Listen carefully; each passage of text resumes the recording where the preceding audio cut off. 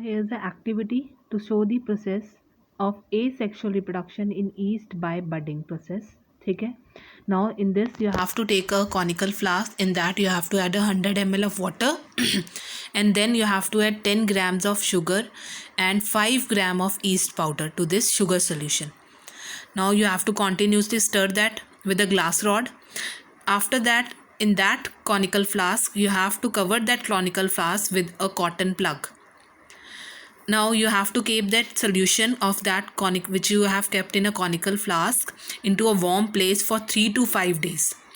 Now after that you will observe a froth formation in that yeast culture. ठीक है, झाग झाग सी बननी शुरू हो जाएगी. अब उसके बाद आप क्या करोगे, you will take a small quantity of that yeast culture, ठीक है, with a dropper and put it in a slide. After that you have to add a iodine solution over this culture. Iodine solution से क्या होगा, जो आपका culture है वो easily colourful सा विजिबल होगा, ब्लू कलर का. ठीक है. अब उसके बाद जब आप उसको स्टडी करोगे उस स्लाइड को under a microscope, first with low power then under a high power of the microscope, you will observe the formation of bud on the yeast cells and then you will observe that how they separate from the parent cell. ठीक है. So by this activity you can study that how asexual reproduction takes place in yeast by budding. Now next third method that we are going to do is spore formation method. ठीक है. तो उससे पहले हमें word पता होना चाहिए, what are spores. अब स्पोर्स क्या हैं? Spores are microscopic asexual bodies which are covered by a hard protective coat. अब हार्ड प्रोटेक्टिव कोट का क्या मतलब है कि क्यों ये हार्ड प्रोटेक्टिव कोट से कवर होते हैं.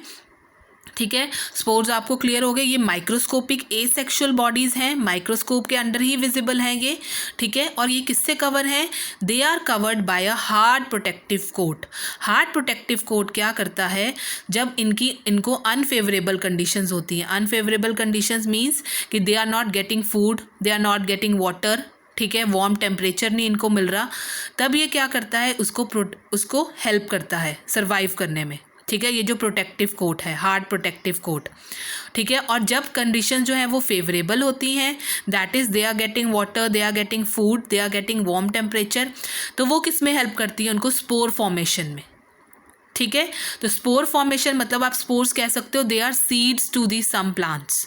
तो स्पोर्स जो हैं they act seeds to some plants. Clear.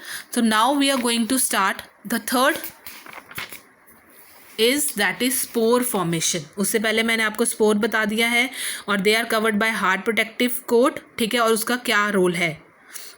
अब फर्स्ट हम शुरू करने गए हैं, that is spore formation. Spore formation क्या होता है, that is also another third method of asexual method of reproduction. ठीक है, that takes place by spores which are formed in some plants.